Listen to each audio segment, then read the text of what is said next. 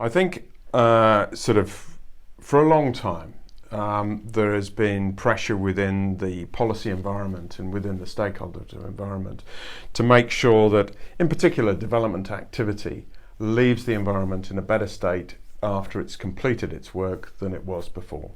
And so you've had policies that have come about over the years, and the MPPF set the original aspiration that development was going to deliver a net gain, undefined and sort of specified as to how that was going to happen, but it sits there in that core policy. Yeah. At the same time, we also had the 25-year environment plan, hugely ambitious document that government was putting in place to support its aspiration to leave the environment in a better condition than it found it. Still a lot of work to do. The Natural Capital Committee was reporting on that, now been disbanded, but had been reporting on that since 2012, and effectively the school reports were saying not doing particularly well, could do better. And one of the key things that came about in those conversations was the need to put in place real legislation to make these changes happen.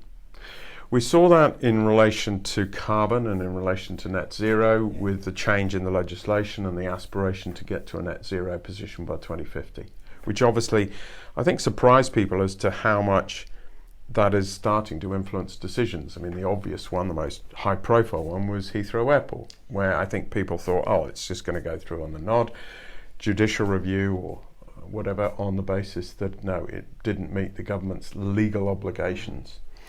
So we were starting to see that legislative environment biting.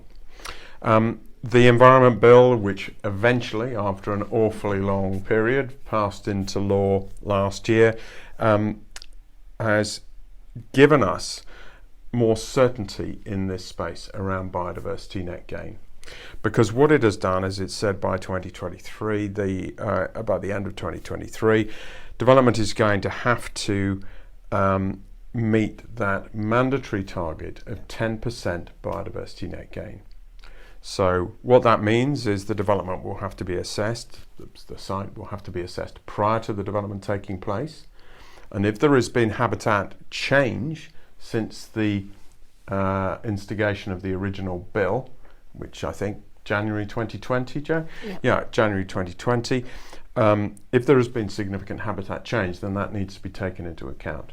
But needing to be able to demonstrate that when the development is completed and when all of the work has been completed, that it will leave the environment in a condition that's 10% better than you started. That's a minimum. That's a minimum. Okay. That's the minimum mandatory requirement, and it is for virtually all developments, although smaller developments and some infrastructure projects there are different rules, but there's now a metric for smaller sites.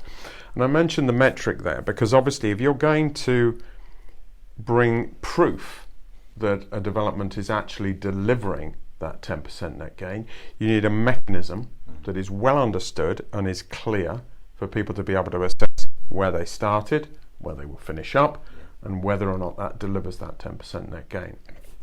And DEFRA, working with many partners across the sector, have been developing that metric.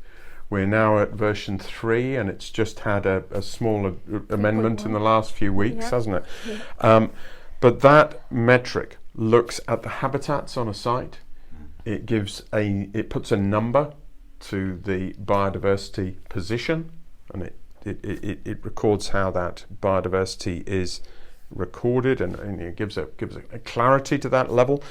And then you're able to look at the habitats that are going to be created through the development process and where you end up. And if you are unable to meet your requirements on the site that you are looking at, then you need to be looking elsewhere. You need to either be going to one of the habitat banks or and sourcing credits, as they're going to be called, from those sites. There are a lot of rules associated around those. We maybe speak about those a bit later. But you're going to have to make sure that you can give the planning authority certainty and the stakeholders certainty that that minimum requirement will be met.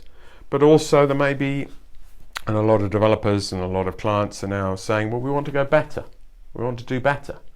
And so they're actually setting internal targets that push them beyond the 10%, which is quite interesting. And also you've got a general understanding that although this formal mandatory requirement is not going to come in for year and a half still, isn't, I think it is, people are already starting to take that 10%, both on the stakeholder side and on the development side, and saying we want to meet that target in the meantime.